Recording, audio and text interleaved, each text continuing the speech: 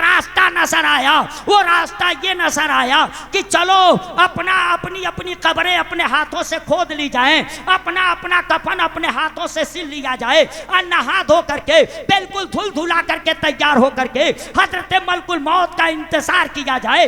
आइए हम बिल्कुल धुल धुला के तैयार हैं, मगर जैसे ही इस रास्ते पे नजर पड़ी कुरान ने कहा वला तहनु वला तहसनु वांतुमुल आलौना इन कुंतुम मोमिनीन। तुम इस रास्ते पे चलने के लिए नहीं पैदा हुए हो, तुम इस रास्ते पे चलने के लिए नहीं पैदा हुए हो। तुम ही ऐसा कर लोगे तो इस्लाम की डूबती कश्ती को साहिल तक पहुंचाने का काम कौन करेगा? अरे तुम सिर्फ अपनी कश्ती नहीं पूरी मिल्लत की कश्ती खेने के लिए पैदा किए गए। हमें अफसोस होता है हमारी कौम को अभी यही नहीं पता चला कि वक्त कितना कीमती होता है। आदमी की सेहत चली जाए तो उम्मीद आदमी करता है दवा इलाज कराएगा, ग़िज़ाएं उस लायक खाएगा, फिर सेहत वापस हो सकती है। दौलत चली जाए तो उम्मीद है कि फिर आदमी मेहनत करे और दौलत आ जाए। कुर्सी चली जाए तो आदमी को उम्मीद है चलो आज न सही कल वो चीज़ हमको मिल जाएगी। तो ये सब चीज़ें जाती हैं फिर आ जाती हैं, मगर वक्त वो है जो चला जाता फिर वापस नहीं आता। आमतौर से देहात में बुजुर्गों से आप सुने होंगे कहा करते हैं गया वक्त फिर हाथ आता नहीं। जो वक्त चला जाता है वो फिर पलट करके नहीं आता। सुभान अल्लाह, सुभान अल्लाह। बहुत अब किसी दुनियादार के पास ये पावर भी नहीं है कि गए हुए वक्त को वापस कर दे। ये पावर अगर है तो सिर्फ महबूबे परवरदिगार को है कि वो चाह ले तो गया हुआ वक्त भी वापस आ जाए, और आया है।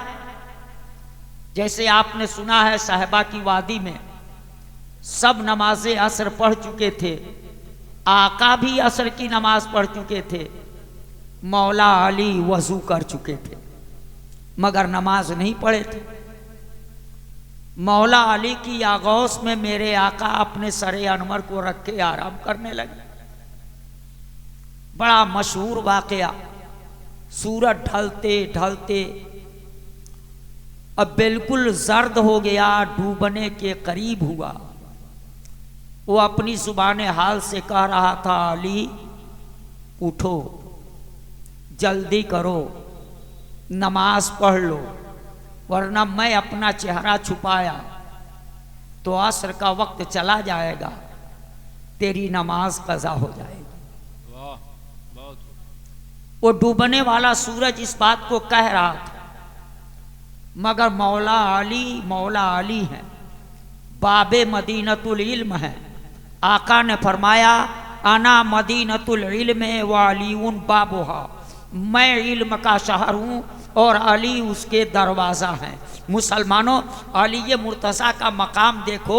मेरे आका ने अली मुर्तज़ा के लिए बाब फरमाया कि मैं इल्म का शहर हूँ और अली उसके बाब हैं। बाब आप लिख करके देख लीजिएगा, उसमें 2 बे है और एक अलिफ, बीच में अलिफ है, शुरू में भी बे है, लास्ट में भी बे है। यानी शुरू करो तो बाप, इधर से पढ़ो तो बाप, और उसको उलाट दो तो बाप। मेरे आका ने फरमाया मैं इल्म का शहर हूँ और अली उसके दरवाज़ा हैं। इधर से पढ़ो तो बाप, उधर से पढ़ो तो बाप, अंदर आओ तो दरवाजे से, अंदर से बाहर जाओ तो दरवाजे से। यही वजह है कि मौला अली ने एक मर्तबा कहा था कि सैयदुल मलाइका जिब्रील अमीन एक मर्तबा आका के पास आते हैं तो 2 मर्तबा मेरे पास आते हैं। तो इस बात को लोग समझ न सके, शिकायत के तौर पे आका तक इस बात को पहुंचा दिया। और जब आका तक इस बात को पहुंचाया तो मदीने के ताजदार को तो पता ही था कि अली ने क्यों ऐसा कहा है, मगर मेरे आका हजरत अली से इसका जवाब दिलाना चाहते थे। तो आका ने कहा अली ने ऐसा कहा, बुलाओ अली। सुभान अल्लाह, बहुत खूब। मौला अली बुलाए गए।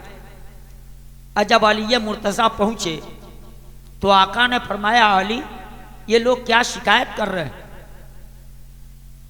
ये लोग कह रहे हैं कि तुमने कहा कि जिब्रील अमीन एक मर्तबा आका से मिलते तो 2 मर्तबा हमसे मिलते। मौला अली ने अर्ज किया या रसूल अल्लाह, मैं ऐसा कैसे कह सकता हूं? मैंने नहीं कहा, ये तो आप ही ने फरमाया है। मैंने तो आपके फरमान की तर्जमानी की है। कहा मैंने फरमाया है? तो अली मुर्तज़ा ने अर्ज किया या रसूल अल्लाह, आप ही ने तो फरमाया है आना मदीनतुल इल्म व अलीउन बाबुहा, मैं इल्म का शहर हूँ और अली उसके दरवाज़ा हैं। तो मुझको दरवाज़ा आपने कहा है, शहर में आने वाला 1 मर्तबा आता है मगर मिलता दरवाजे से 2 मर्तबा है। 1 मर्तबा आते हुए मिलता है और फिर 1 मर्तबा जाते हुए मिलता है। आपसे जिब्रील अमीन 1 मर्तबा मिलते हैं, दरवाजे से 2 मर्तबा मिलते हैं। मैंने तो आपके तब फरमान की तर्जमानी की। मुसलमान उस अली से डूबने वाला सूरज ये कह रहा था। उनको फैसला करने में देरी नहीं हुई। उन्होंने कहा है सूरज तू डूब रहा है, डूब जा। जिस नमाज की बात तू कर रहा है वो नमाज तू नहीं ला करके दिया, यही रसूल अरबी ने ला करके दिया। इनके आराम में खलल डालूं ये मुझे गंवारा नहीं। सूरज गुरूब हो गया, असर का वक्त चला गया। मगर जब अली मुर्तज़ा के आंखों से आंसू टपके, चेहरे मुस्तफ़ा पे गिरे, आका ने आंखों को खोला, फरमाया अली क्या हुआ? ये वाकया आप सुनते हैं मगर इससे आप सबक लेते हैं। अली मुर्तज़ा वो नमाजी, उनकी 1 नमाज जा रही थी और किसी और काम में नहीं, इताअते रसूल में लगे हुए थे। आका के आराम का ख्याल था। इस तरह 1 नमाज जा रही थी मगर उन्हें बर्दाश्त न हो सका। आंखों में आंसू आ गए, वो आंसू के कतरे टपके। मुसलमानों उसी अली मुर्तज़ा के नाम का नारा लगाते हो और पूरी पूरी जिंदगी की नमाजें तेरी चली जाती हैं और तेरी आंखें नम भी नहीं होती हैं और अपने आप को कहते हो कि हम अली मुर्तज़ा के चाहने वाले। सुभान अल्लाह, सुभान अल्लाह, बहुत। दोनों सबक पढ़ाया अली मुर्तज़ा ने कि उनको नमाज से इतना लगाओ कि 1 नमाज जा रही थी, वो भी इताअते रसूल में जा रही थी, मोहब्बते रसूल में जा रही थी। आंखों से आंसू आ गए। आकाए दो आलम सल्लल्लाहु अलैहि वसल्लम ने कहा अली तो कहा मैं इसलिए नहीं रो रहा हूं कि मेरी नमाज कज़ा हो गई, मैं रो इसलिए रहा हूं कि कल का मुअर्रिख इसे लिखेगा और जब लिखेगा तो लिखेगा अली की नमाज कज़ा हुई। तो फिर सवाल पैदा होगा क्यों कज़ा हुई? तो उसे यह भी लिखना पड़ेगा रसूल पाक की वजह से कज़ा हुई। मौला अली कहते हैं कज़ा मेरी हो बदनामी तेरी हो, ये मेरी गैरत कैसे गवा? सुभान अल्लाह, सुभान अल्लाह। मैं इसकी वजह से रो रहा हूं। रसूल पाक ने फरमाया अली रो नहीं। इशारा किया, डूबा हुआ सूरज पलट करके आया, फिर असर का वक्त हुआ। मगर जो असर का वक्त हुआ तो सभी नहीं असर की नमाज पढ़ रहे हैं, क्योंकि सब पढ़ चुके हैं। ये कोई दूसरा नया वक्त नहीं आया है। जो वक्त चला गया था वही वक्त आया है, इसलिए जो पढ़ चुका है वो नहीं पढ़ेगा, मगर जो नहीं पढ़ा है वो पढ़ेगा। वली मुर्तज़ा का मुकद्दर देखो, मुसल्ला बिछा हुआ है, आका ने फरमाया देखो अब सूरज निकल आया, असर का वक्त हो गया, अली अब मुसल्ले पे आ जाओ, तलवार मुझे दे दो, हिफाजत में मैं रहूंगा, इबादत में तुम रहोगे। मौला अली मुसल्ले पे खड़े हो गए, मगर मौला अली सोचने लगे अब तक तो मैं नमाज पढ़ता था तो आका को देख देख करके पढ़ता था, मगर आज मैं परख लिया जाऊंगा, पढ़ूंगा मैं और आका की नजर होगी, आका देख रहे होंगे, पता नहीं मेरी नमाज मुकम्मल तौर से सही होगी कि नहीं होगी, कहीं कोई कमी ना हो जाए। बताना है मुसलमानों, वक्त को पलटा देने का पावर सिर्फ मदीने के ताजेदार मुस्तफ़ा जाने रहमत सल्लल्लाहु अलैहि वसल्लम को है। वक्त बड़ा कीमती है, काश कि हमारी कौम समझ लेती कि ये वक्त बड़ा कीमती है, तो वो अपने घर से चल करके आए हैं, तो सुनने के नाम पे आए हैं, और उस कीमती वक्त को अगर सड़क पे इधर उधर दुकानों पे अगर गुजार देते हैं तो ये उनकी नादानी कही जाएगी। इसलिए उन लोगों से मैं कहूंगा जो सड़कों पे टहल रहे हैं, मदरसे में बिला वजह रुके हुए हैं, वह लोग आकर के अपनी अपनी जगहें ले लें और अपनी अपनी जगहों को लेकर के अपने मुकद्दर को संवारने का काम। सुभान अल्लाह, सुभान अल्लाह, बहुत अच्छा। हसरात, वक्त बड़ा कीमती है, और जितना कीमती है उतना ही नाजुक भी, बड़ा नाजुक है। अल्लाह रब्बुल इज्जत का फरमान, वला तहनु वला तहज़नु व अंतुमुल आलौना इन कुंतुम मोमिनीन। सुभान अल्लाह। सुस्ती ना करो और गमगीन मत हो, तुम ही गालिब रहोगे, शर्त यह है कि तुम मोमिन हो जाओ। बेशक इस आयत से पता चला गलबा मोमिनों के लिए। हम झूठे हो सकते हैं, ये दुनिया वाले झूठे हो सकते हैं, रब का फरमान कभी गलत नहीं हो सकता, उस पे हर मर्दे मोमिन का ईमान है। और रब ने फरमाया गलबा तेरे लिए है, शर्त यह है कि तुम मोमिन बन जाओ, तुम मोमिन हो जाओगे। गलबा तेरे लिए है, कामयाबी तेरे लिए है, कामरानी तेरे लिए है, सरबलंदियां तेरे लिए हैं, शर्त यह है कि तुम सच्चे पक्के मोमिन बन। सुभान अल्लाह, सुभान अल्लाह, बहुत। ये रब का फरमान, तो वो तो गलत नहीं हो सकता। इस आयत से पता चला गलबा मोमिनों के लिए। अब आप पूछेंगे मोमिन है कौन? तो जिसके पास दौलते ईमान है वो मोमिन है, जिसके पास ईमान की दौलत नहीं वो मोमिन नहीं, और जिसके पास ईमान की दौलत है वो मोमिन है। अब ये ईमान मिलता कैसे है? तो ईमान मिलता है मोहब्बत रसूल से। ईमान कैसे मिलता? मोहब्बत रसूल से। ईमान में कमाल कैसे आता? अहब्बियत रसूल से। एक है मोहब्बत, एक है अहब्बियत। मोहब्बत का मतलब होता है चाहना। वाह, बहुत। जिस चीज को आदमी चाहे,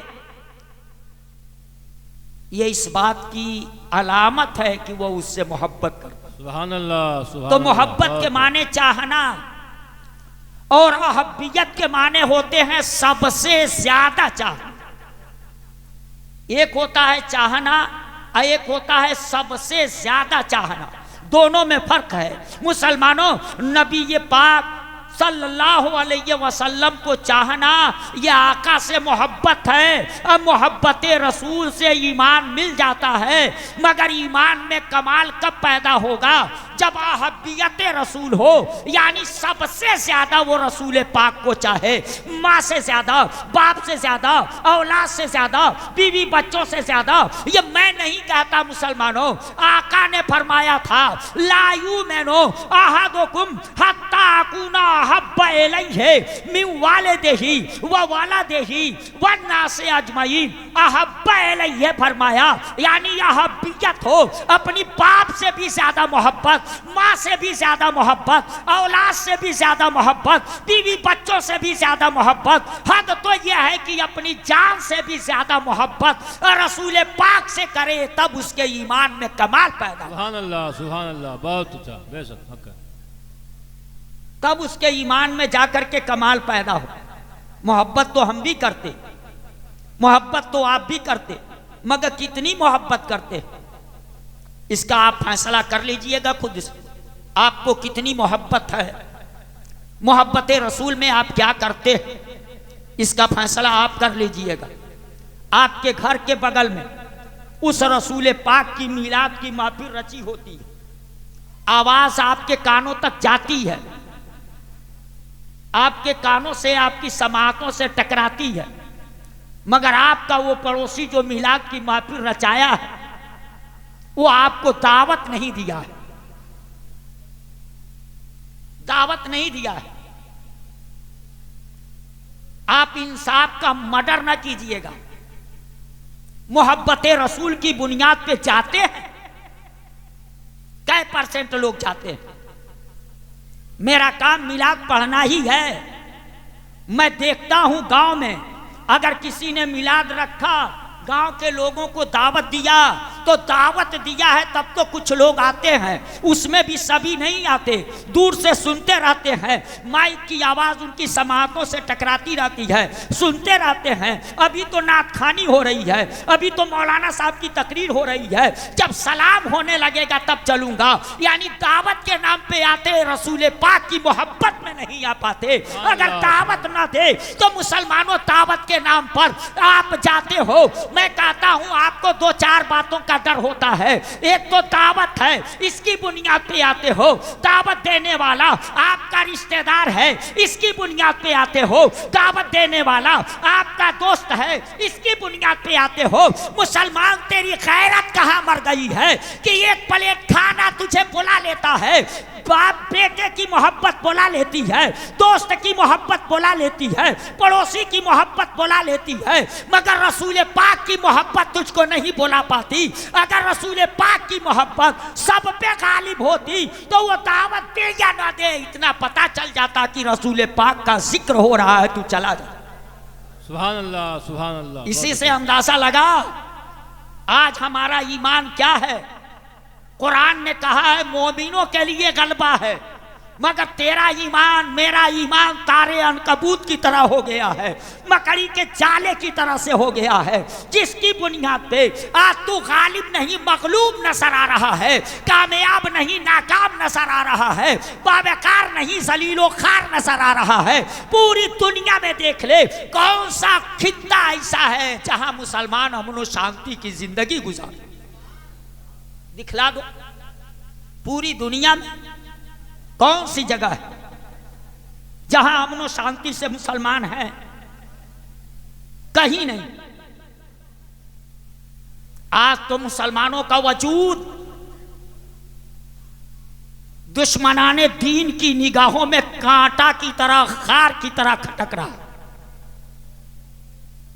जिसकी बुनियाद पे दुश्मनाने इस्लाम हमको रास्ते का कांटा समझ करके रास्ता साफ कर देना चाहते, हमको हटा। आज मुसलमानों की जो पोजीशन है, सरसरी नजर पूरी दुनिया पे डाल लीजिए। चेचीनिया देखिए, बोस्निया देखिए, फिलिस्तीन देखिए, इराक देखिए, अफगानिस्तान देखिए, बर्मा देखिए, गाजा पट्टी में कराहने वाले मुसलमानों की कराह सुनिए, आपको पता चल जाएगा दुनिया में कोई खित्ता ऐसा नहीं है जहां मुसलमान अमन और शांति की जिंदगी गुजार रहे हो।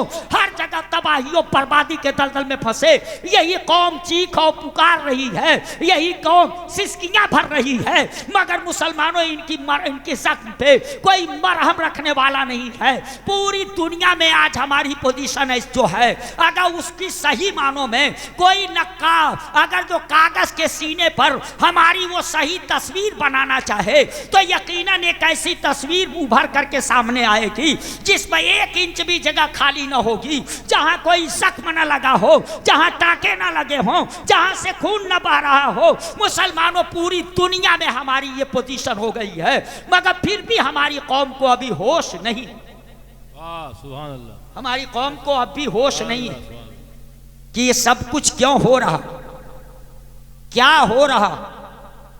हमारी कौम को इससे होश नहीं, एहसास मर चुका है, हम बेहिस हो गए, हमको इसका पता नहीं है, हमारे पास कोई मंसूबा नहीं है, हमारे पास कोई प्लानिंग नहीं है, जिसकी बुनियाद पे हमें ये दिन देखना पड़ रहा। हम इस लायक नहीं है कि अपने भाई की सही मानों में कभी मजबूरी के हालत में मदद कर सके। अगर वो मजबूर है तो हम देख करके अफसोस तो करते हैं, मगर सोचते हैं हम कहाँ तक उसकी मदद कर पाएंगे। अगर अपनी औकात के एतबार से 150 हमने दे ही दिया तो ये ऊंट के मुंह में हीरा, इससे क्या होगा उसका।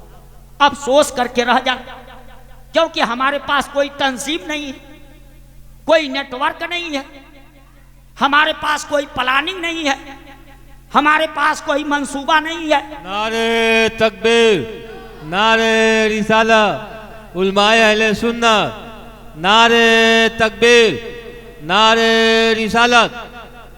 हमारे पास कोई मंसूबा नहीं है, हमारे पास कोई प्लानिंग नहीं है, वरना मंसूबा होता तो क्या करते।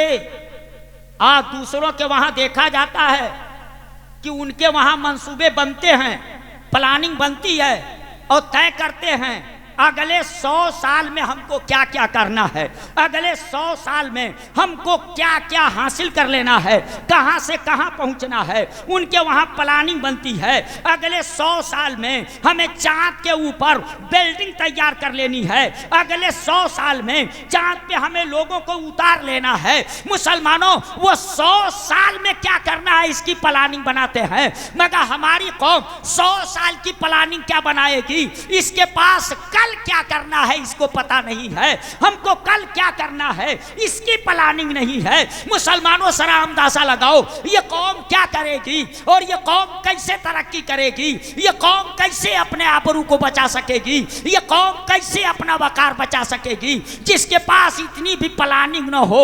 हमको कल क्या करना है, हमको कल के बाद क्या करना है, हमको साल भर के अंदर क्या करना है, हमको 2 साल के अंदर क्या करना है। जिसके पास कोई मंसूबा न हो, कोई प्लानिंग न हो, वो कभी कामयाब नहीं हो सकता। मुसलमानों, इसके लिए मैं कहूंगा आजकल तकरीर की कम जरूरत है, तहरीक की ज्यादा जरूरत है। तंजीमें होनी चाहिए, तहरीक चलाने की जरूरत है। या अक्लमंदों को, दानिश्वरों को सोचना चाहिए आखिर हम क्या करें, कैसे अपनी कौम को इस परेशानी से निकालने का काम करें। क्या हमारी कौम इस पे गौर कर रही है या हमारे बाप दादा की देन है कि आज बाप दादा ने इस्लाम की इतनी दौलत तो हमको दे दी है जिसकी बुनियाद पे दुनिया हमको मुसलमान कह रही है, दुनिया में हम मुसलमान समझे जा रहे हैं। मगर मुझे बताइए, मौजूदा वक्त को देखते हुए, इस हालात को देखते हुए, क्या आपको लग रहा है कि आपकी आने वाली नस्लें भी मुसलमान रह जाएंगी, उनको भी मुसलमान समझा जाएगा? क्या इन हालात को देख करके आपने कभी इस पे गौर किया, कभी सोचा? जबकि हर गिरने वाली बिजली के निशाने पे हम और आप हैं, हर उठने वाले तूफान के निशाने पे हम और आप हैं। जबकि आसान की आवाज से कभी ध्वनि प्रदूषण होता हो, जिस मुल्क में नहीं, पूरी दुनिया की बात मैं करता हूं। मुसलमानों, कभी तलाक का मसला उठता है, कभी निकाह का मसला उठता है, कभी एक से ज्यादा निकाह का मामला आता है। मुसलमानों, इसी तरह से आप देखते चले जाइए, कभी हलाला की बात की जाती है तो कभी पर्दे के ऊपर अंगुली उठती है तो कभी कुरान से आयतों को निकालने की बात की जाती है, कभी मीनारों से माइक और हार्न उतारे जाते हैं। इन सारी चीजों को देख करके क्या आपको लग नहीं रहा है वक्त बड़ा नाजुक आ रहा है? क्या ऐसी सूरत में आपकी आने वाली नस्लें क्या मुसलमान रह जाएंगी? क्या उनको कलमा पढ़ना आएगा? क्या उनको नमाज का तरीका मालूम होगा? क्या उनको वसू के मसाइल मालूम होंगे? क्या उनको गुस्ल का तरीका मालूम होगा? मैं आपको बताऊं तकरीबन 300 साल से अगर ये मदरसे नहीं होते तो आज ही की तारीख में कलमा पढ़ने वाले आपको नहीं मिलते। अगर ये मदरसे नहीं होते तो आज ही की तारीख में वजू के मसाइल बताने वाले नहीं मिलते। ये मदरसे नहीं होते तो आज ही की तारीख में मुसलमानों नमाज का तरीका बताने वाला कोई नहीं मिलता। आज इतने मदरसे चल रहे हैं तो इस कौम का ये हाल है। जब जनाजा पढ़ाने जाए, मौलाना साहब जरा एक मर्तबा नीयत बता दी, इसी से अंदाजा लगाओ आज तक बेटे को बाप का जनाजा पढ़ने और जनाजे की नीयत उसको मालूम ना हो सके। इतने मदरसे होते हुए ये 300 साल से मुसलमानों अगर ये कलमा पढ़ने वाले नजर आ रहे हैं, नबी की नात पढ़ने वाले नजर आ रहे हैं, कुरान पढ़ने वाले नजर आ रहे हैं, तो ये किसी और की देन नहीं है, ये इन मदरसों की देन। सुभान अल्लाह, सुभान अल्लाह, बहुत इन मक्तबों की देन है। ये कॉलेजों से नहीं मिला है, ये बड़ी बड़ी यूनिवर्सिटियों से नहीं मिला है। अब इसी से समझो ये कौम की जरूरत है मदरसा। वाह, बहुत ये कौम की जरूरत है। बेशक अगर ये नहीं होते, इसको आप छोटा काम समझ रहे हैं क्या? इन मदरसों को छोटा काम समझ रहे हैं, मामूली। मैं तो कहूंगा इस मुल्क पे इतने दिन तक मुसलमानों ने हुकूमत किया, वाह, सुभान अल्लाह, बहुत, मगर वो ये काम ना कर सके और उसी का नतीजा है नाम रोशन करने के लिए लाल किला तो बनवा दिया, ताजमहल जैसी हसीन इमारत बनवा दी, कुतुब मीनार जैसी ऊंची बिल्डिंग बनवा दी, भूल भुलैया तामीर कर दिया, मगर इंसाफ का मर्डर न कीजिए। मैं पूरी कौम से पूछना चाहता, आप बताओ लाल किला से इस कौम को क्या मिल रहा है? ताजमहल से इस कौम को कितना फायदा है? कुतुब मीनार से इस कौम को कितना फायदा है? भूल भुलैया से इस कौम को कितना फायदा है?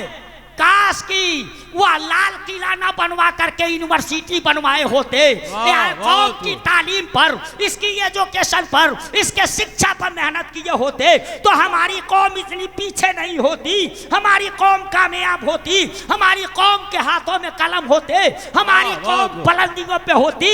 मगर लाल किला तो बनवा दिया, ताजमहल तो बनवा दिया, कुतुब मीनार तो बनवा दिया, मगर वो यूनिवर्सिटी ना बनवा सके। खुद फैसला कर लो, वो ताजमहल बेहतर है कि आपका अंजुमन इस्लामिया बेहतर है, जो आपको वक्त का इमाम देता है, मस्जिद का इमाम देता है, मुअस्सिन देता है, आलिम दीन देता है, हाफिज कुरान देता है, जनाजा पढ़ाने वाला ये देता है, नमाज पढ़ाने वाला ये देता है, इस्लाम की तबलीग करने वाला ये देता है। हमें तो लगता है ताजमहल से भी खूबसूरत वो मदरसे हैं, ताजमहल से भी हसीन व जमील कौम के हक में वो मदरसे हैं, जो मदरसे हमको हाफिज कुरान देने का काम करते, आलिम दीन देने का काम करते, इस्लाम के मुबल्लिग देने का काम करते, खतीब देने।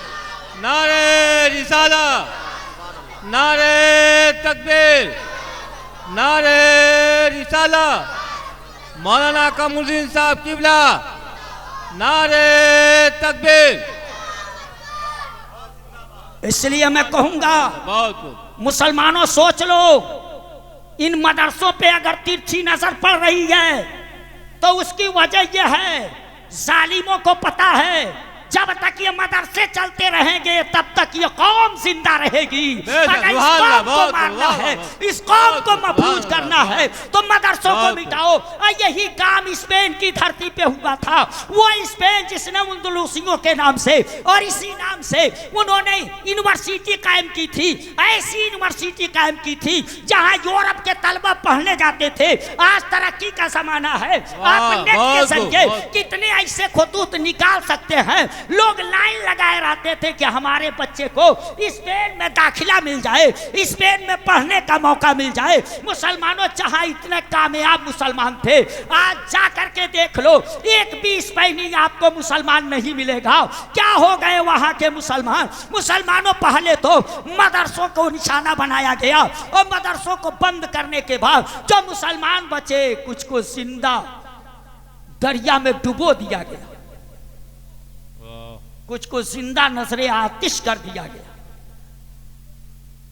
और कौम के तकरीबन 8000 बच्चों एक मैदान में घेर दिया गया।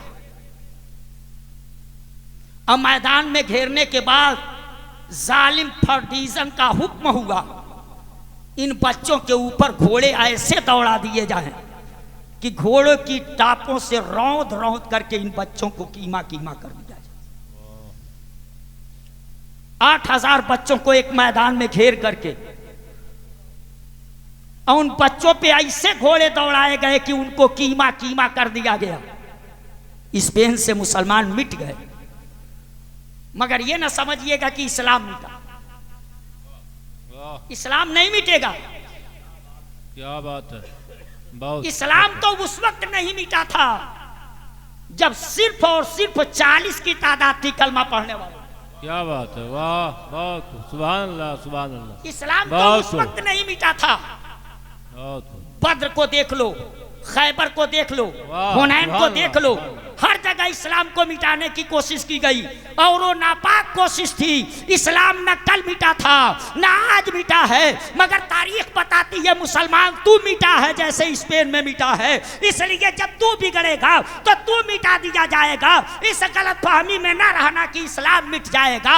इस्लाम मिटने वाला नहीं, इस्लाम तो खुदा का पसंदीदा मज़हब है। तू बिगड़ेगा तू मारा जाएगा, तू मिटा दिया जाएगा। खुदा दूसरी कौम पैदा करेगा जो इस्लाम का परचम लहराने का काम करे। नारे तकबीर, नारे रिसाला, उलमाए अहले सुन्नत, नारे तकबीर। इसलिए मैं आपसे कहूंगा, आज पूरी दुनिया में जो आपकी तबाही बर्बादी देखी जा रही, उसकी बहुत सारी वजह है। क्या कहना? बहुत सारी वजह है। कुछ लोग तरक्की के जमाने में कहते हैं ये इस्लाम है, अपाहिज बना दिया, इसी वजह से ये कौम परेशान। मगर मैं तो कहता हूं ये इस्लाम से दूरी का नतीजा है कि तू तबाह है, तू परेशान है। बहुत। आपको यकीन न हो तो मैं आपको बताऊं, शेखुल इस्लाम अल्लामा मदनी मियां, सुभान अल्लाह, उनका अपना बयान है। थोड़ी देर संजीदगी के साथ आप इसको गौर कीजिए।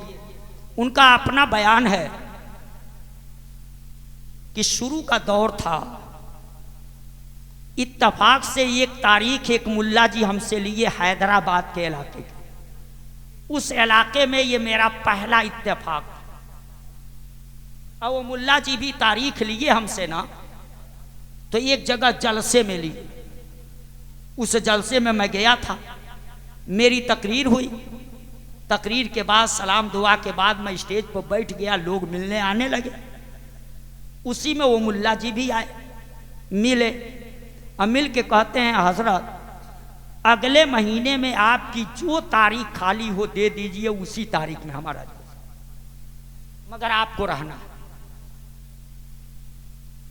अल्लामा मदनी मियाँ का बयान है कि मैं अपनी डायरी देख करके उनको एक तारीख बता दूं कि ये तारीख मेरी खाली है, अगर रख सके तो रख लीजिए। बहुत। उन्होंने कहा ठीक उसी तारीख में मेरा जलसा।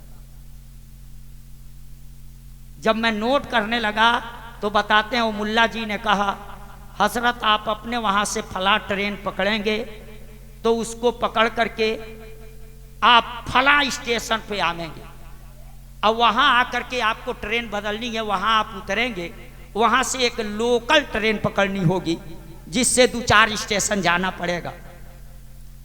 अच्छा आप परेशान न हो, आप बस इस गाड़ी से उस स्टेशन तक आइए जहां से लोकल ट्रेन पकड़नी, वहां मैं पहुंचा रहा हूं। अल्लामा मदनी मियाँ का बयान है, उस तारीख में ट्रेन पकड़ने के लिए जल्दबाजी में मैं निकला, जाकर के ट्रेन पकड़ा, उस स्टेशन पे जाकर के उतर गया जहाँ से हमको दूसरी लोकल ट्रेन पकड़नी थी। वहाँ उतर करके चारों तरफ नज़र दौड़ाने लगा कि मुल्ला जी आए होंगे, मुल्ला जी आए होंगे, वो कहे हैं कि मैं वहाँ पहुँचा रहूँगा, वहाँ से एक लोकल ट्रेन पकड़ करके फला स्टेशन तक चलना है, मगर मुल्ला जी नहीं नजर आए। तो उसके बाद मदनी मियाँ का बयान है कि उसके बाद मैं सोचा कि मेरे सामने ही वो लोकल ट्रेन है, अब वो खुल जाएगी। तकबीर, नारे रिसालत, उलमाए अहले सुन्ना, नारे तकबीर, नारे रिसालत। वो ट्रेन छूट जाएगी तो मैं यहीं फंसा रह जाऊंगा, हो सकता है किसी काम में फंस जाने की वजह से मुल्ला जी यहाँ तक ना आ पाए, चलो ट्रेन पकड़ लो। उनका बयान है कि मैं उस लोकल ट्रेन को भी पकड़ लिया और लोकल ट्रेन को पकड़ करके उस स्टेशन तक गया जिस स्टेशन पे उन्होंने उतरने को कहा था। जब उस स्टेशन पे जाकर के उतरा तो प्लेटफार्म पे खड़ा मैं इंतजार करता रहा, यहाँ हो सकता है मुल्ला जी आए हों, हो सकता है कोई मुझको ले जाने के लिए आया हो। तो मैं खड़ा हूँ, वो आएगा, मुझको देखेगा, मिलेगा, मैं उसके साथ हो करके चला जाऊंगा, उसका भी मसला हल हो जाएगा, मेरा भी मसला हल हो जाएगा। मगर मैं देखा लोग गाड़ी से उतरे, लोग चले गए, गाड़ी भी वहां से चली गई, प्लेटफार्म पे मैं खड़ा रह गया मगर कोई मुझसे मिलने नहीं आया। मैंने सोचा हो सकता है प्लेटफार्म पे पश्चिम तरफ मैं खड़ा हूँ और जो मुझको ले जाने के लिए आया हो सकता है वो पूरब तरफ खड़ा हो, उधर वो परेशान होगा, इधर मैं परेशान हूँ, चलो एक चक्कर लगाता हूँ प्लेटफार्म का। तो कहते हैं कि पश्चिम से पूरब गया मैं, मगर पूरब तक चला गया,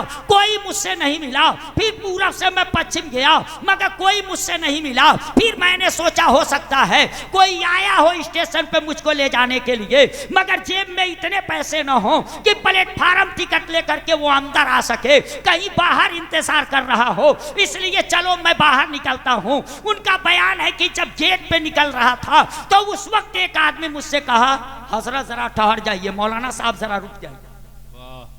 इनका बयान है मैं रुक गया।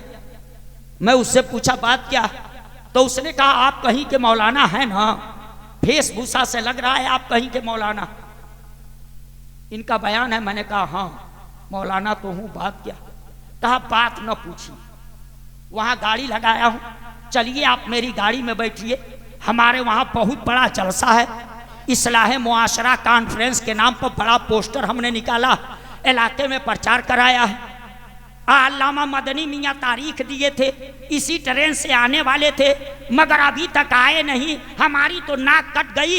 हम इलाके वालों को क्या जवाब देंगे, कैसे नाम डाल दिया, क्यों नहीं वो आए, अब तो हमारी नाक कट गई। मगर आज किसी तरह से जलसा हो जाए, आप कहीं के मौलाना हैं, आप भी अल्लाह रसूल की बात करेंगे, चलिए गाड़ी में बैठिए, किसी तरह आज का जलसा हो जाए। आज के जलसे के बाद न पूछूंगा, जब आपको आना नहीं था तो तारीख क्यों दे दी, आपको आना नहीं था तो वादा कैसे कर दिया। ये जब बरस पड़ा तो अल्लामा मदनी मियाँ कहते हैं, मैंने उस नौजवान से कहा सुन अब खामोश हो जा, बहुत कह लिया, जिस मदनी की तू शिकायत कर रहा है वही मदनी तेरे सामने खड़ा। सुभान अल्लाह, सुभान अल्लाह, सुभान अल्लाह। गौर कीजिएगा आपकी तबाही और बर्बादी की वजह क्या है। अल्लामा मदनी मियाँ जब कहते हैं कि मैं कहा कि वही मदनी सामने खड़ा, कहा हजरत आप ही हैं, तो प्लेटफार्म पे जब पश्चिम से पूरब जा रहे थे तब तो मैं आपको देखा था, और दोबारा जब पूरब से पश्चिम जा रहे थे तब भी देखा था। कहा जब देखे तो मिले क्यों नहीं। तो उस नौजवान ने कहा हजरत ये मेरी गलती नहीं है, ये मुल्ला जी की गलती है जो आपसे तारीख ली। कहा उनकी गलती कैसे। कहा उनकी गलती ये कि तारीख वो ली है, मैं तो आपको देखा भी नहीं, आपको पहचानता नहीं, वक्त होगा तो हमसे कहे गाड़ी ले लो जाओ, वक्त हो गया है उनके आने का। मैं कहा कि मैं उनको पहचानता नहीं। तो मुल्ला जी ने पहचान बताई कि जाओ स्टेशन पे रहना और देखना जब गाड़ी रुकेगी तो मदनी मियाँ की पहचान यह है कि वो जुब्बा पहने होंगे, वो साफा बांधे होंगे, हाथ में कुबड़ी लिए होंगे। जब देखना वो जुब्बा वाला उतरा, वो साफा वाला उतरा, तो समझ लेना यही मदनी मियाँ हैं। जाकर के उनसे मिलना, सलाम करना, मुसाफा करना, इज्जत के साथ गाड़ी में बैठाना, बड़ी अदब व एहतराम के साथ उनको ले आना। आपको प्लेटफार्म पे 2 मरतबा मैं देखा, मगर जुब्बा नहीं देखा, साफा नहीं देखा। मैं तो आया था जुब्बा वाले को ले जाने के लिए, साफा वाले को ले जाने के लिए। अल्लामा साहब का बयान है कि मैं नाराज नहीं हुआ, मैं सुन लिया उसकी बात को, गाड़ी में बैठा, चला गया।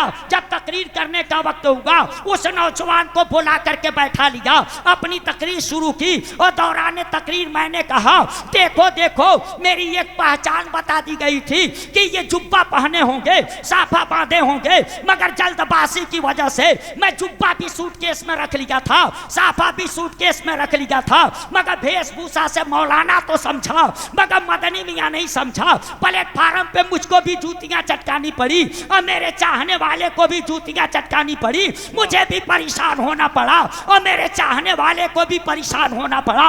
थोड़ी देर के लिए अगर ये पहचान उतार दूं तो ऐसी सूरत में मेरी भी परेशानी बढ़ जाए, चाहने वाले की परेशानी बढ़ जाए। मदीने के ताजदार ने तुझे भी पहचान दिया था, मुसलमान जब तूने उस पहचान को मिटा दिया तो तेरी परेशानी नहीं बढ़ेगी तो किसकी परेशानी बढ़ेगी? ने तुझे पहचान दिया था कि नहीं दिया? सुभान अल्लाह, सुभान अल्लाह। नारे तकबीर, नारे तकबीर, नारे रिसालत। सुभान अल्लाह, सुभान। अरे जो निशानी को मिटाता है, जैसे निशानी मिटाओ लफड़े जन्म ले ले। गांव में 2 आदमी के बीच में झगड़ा होना, जमीन को नाप करके निशानी के तौर पे ईंटा गाड़ दिया, जब तक वो निशानी है झगड़ा नहीं हो रहा। जिस दिन वो निशानी हटी उसी दिन से लफड़ा जन्म ले लिया, लड़ाई होने लगी। मुसलमानों, अगर तुम अपने हाथ से कोई निशानी लगाओ और वो निशानी मिट जाए तो लफड़ा जन्म ले लेता है, झगड़े होने लगते हैं, लाठियां चलने लगती हैं, मुकदमा होने लगता है, FIR होने लगता है। अरे मदीने के ताजदार ने तुझे जो निशानी दी थी, जो पहचान दिया था, उसको तूने मिटा दिया। अब बता लफड़े नहीं जन्म लेंगे, अब बता परेशानी नहीं आएगी, अब बता जुल्म की चक्की में तू नहीं पीसा जाएगा। तूने इस पहचान को मिटाया नहीं, अगर मिटाए नहीं होते तो आज जानते हो धोखा क्या दिया जाता। वाह, बहुत कहता है क्या कहना, इस मुल्क में 18 करोड़ की तादाद इनकी है। वाह, बहुत खूब। तो दूसरा कहता है 20 करोड़ की है, तीसरा कहता है 24 करोड़ की है। आपको अंधेरे में रखा गया है।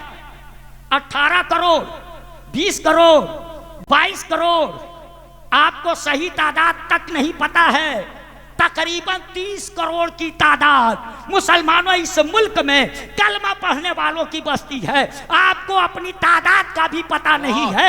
मुसलमानों, तादाद का भी इल्म नहीं है। अब पूरी दुनिया में तकरीबन 150 करोड़ से भी ज्यादा की तादाद आज की तारीख में कलमा पढ़ने वालों की है।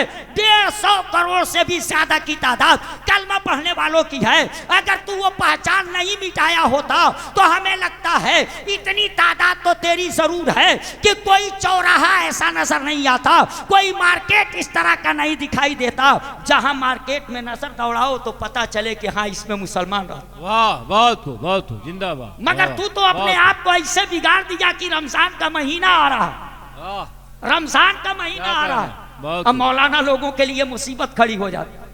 अनजान जगह पे चंदा करने जाते हैं ना तो बताते हैं मौलाना साहब बड़ी दिक्कत है, आज के हालात को देखते हुए डर लगता है, पता नहीं इस दुकान में जा रहा हूं ये अपने की दुकान है कि नहीं, ये पता नहीं चलता। मैं कहा तब क्या करते?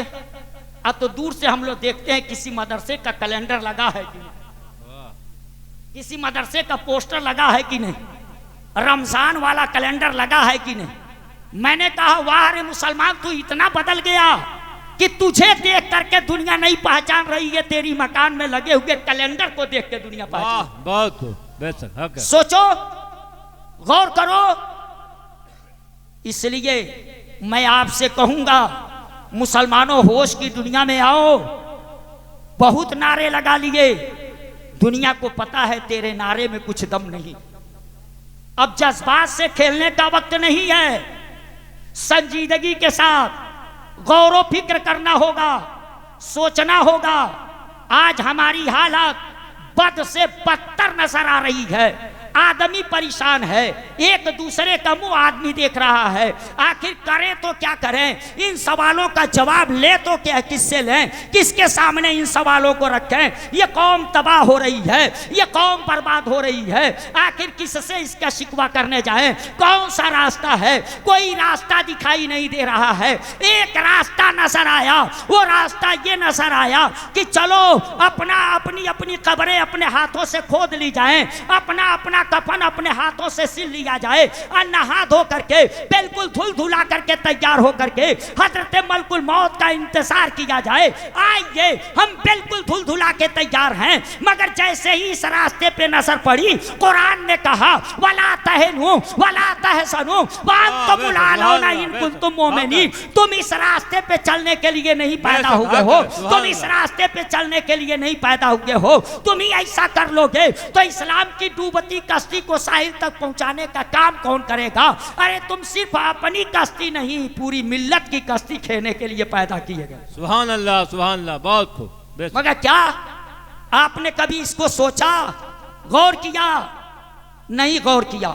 इसलिए ये जलसे दिल बहलाने के लिए नहीं होते, ये जलसे दिल बहलाने के लिए नहीं होते, कौम को बेदार करने के लिए होते। कौम के दानिश्वरों को इसकी फिक्र करनी चाहिए कि हमको अब क्या करना चाहिए, कौन सा कदम उठाना चाहिए, हम क्या करें कि हमारी आने वाली नस्लें मुसलमान रह जाए। इसके लिए आप लोग इस जलसे ही से जब जाइए तो सोच के जाइए कि हम क्या करें, कैसे कदम उठाएं, क्या करें कि हमारी कौम महफूज रहे। हमारी कौम के अंदर एक दो नहीं, जज्बाती इतनी है ये कौम, मत पूछिए, सिर्फ जज्बात से खेलती है। मैं आपको बताऊं, एक जगह के जलसे की बात है। मैं बैठा था, एक साहब नात पढ़ रहे थे और उनके बाद मुझको तकरीर करनी थी। इस कौम को देखिए, कौम क्या है। तो मैं देख रहा था मजमे को, सोच रहा था इनको क्या सुनाऊंगा, क्या इनको समझाऊंगा, कैसे अपनी बात इनके दिलो दिमाग में उतारूंगा। मैं तो ये सोच रहा, इतने में वो अपने कलाम को पेश करते हुए गए तो जाके कहते हैं कि अब मैं वो शेर पढ़ने जा रहा हूं कि फला जगह पढ़ा था तो पूरा मजमा खड़ा होकर के इसका इस्तकबाल किया।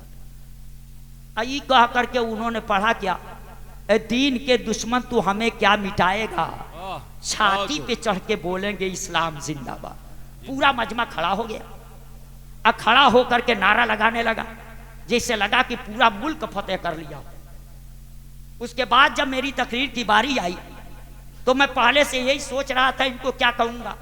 अपनी तकरीर के दौरान मैंने कहा, यह कौम जज्बात से खेलने का काम करती है, इसके पास और कुछ नहीं है, संजीदगी से गौर व फिक्र करने की बात इसके पास नहीं है। अब मैंने मिसाल में उसे ही दिया कि अभी 10 मिनट पहले एक शेर आपने सुना था, ऐ दीन के दुश्मन तू हमें क्या मिटाएगा, छाती पे चढ़ के बोलेंगे इस्लाम जिंदाबाद। जैसे लगा पूरा मुल्क ही फतह कर लिया, पूरा मजमा खड़ा होकर के नारे पे नारा लगा रहा था। मगर मैं पूछना चाहता, क्या तू इस लायक वाकई है कि दीन के दुश्मन की छाती पे चढ़ करके इस्लाम जिंदाबाद के नारे लगाए? लॉकडाउन के दौरान अपने घर से निकल करके अपनी मस्जिद तक न पहुंच सका, नमाज पढ़ने के लिए ईद की नमाज पढ़ने की हिम्मत न जुटा सका, बकरे ईद की नमाज पढ़ने के लिए अपने घर से निकल करके ईदगाह न जा सका, मस्जिदों से हार न उतारे गए, मगर तू रोकने की हिम्मत न कर सका और तू चलेगा दूसरों की छाती पर इस्लाम जिंदाबाद का नारा लगाने।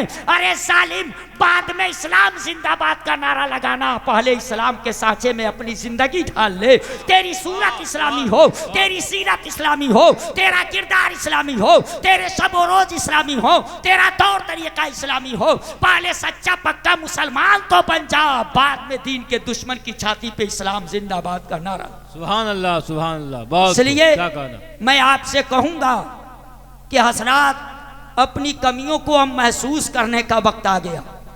बिगड़े हुए हालात लोगों को इंसान बना देते, लोगों को इंसान बना देते। इसलिए आप लोग मदरसों से मजबूत रिश्ता रखिए।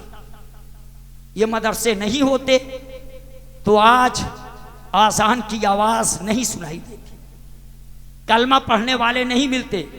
300 साल से ये मदरसे वालों की देन है कि वो इन सारी चीजों को बचाए हुए हैं। इसलिए मैं आपसे कहूंगा कि आप लोग इस पे गौर कीजिए, जाइए जलसों में उलमा की बातों को सुनिए, अपनी कमियों को महसूस कीजिए, धीरे धीरे उन कमियों को दूर करने का काम कीजिए, अपनी इस्लाह कीजिए, अपने आप को संवारिए। आपको मायूस होने की ज़रूरत नहीं। रब फरमाता है वला तहनु वला तहसनु वांतुमुल आलौना इन कुंतुम मोमिनीन। बीमारियां 1000 हैं, दवा एक है, सच्चे पक्के मोमिन बन जाओ। वाखिरु दावाना अनिल हम्दुलिल्लाहि रब्बिल आलमीन अस्तगफिरुल्लाह रब्बी मिन कुल्लि ज़ंबिन व अतूबु अलैहि। अस्सलामु अलैकुम व रहमतुल्लाहि व बरकातहू।